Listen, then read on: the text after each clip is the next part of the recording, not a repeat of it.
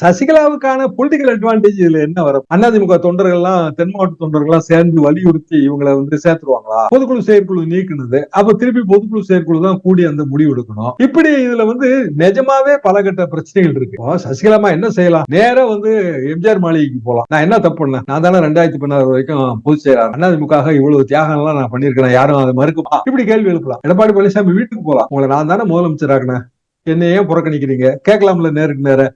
அது வேற மாதிரியான அரசியலா இருக்கும்.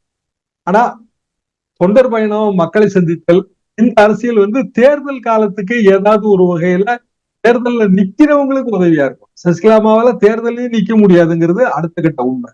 அப்ப ஓபிஎஸ்க்கும் அதே நிலைமைதான். ஓபிஎஸ் இருந்தவங்களே வெளியில போலேந்து உட்பட மற்றவர்களும் அந்த தொண்டர் உரிமை மீட்பு குழு இப்படியான பேனர்கள்ல இயங்குறாங்க. அப்ப ஒற்றுமையை வலியுறுத்துவர்கள் மத்தியில ஒற்றுமை இல்லைங்கிறதா இதுல இருக்கிற ஒரு பெரிய குறைபாடு.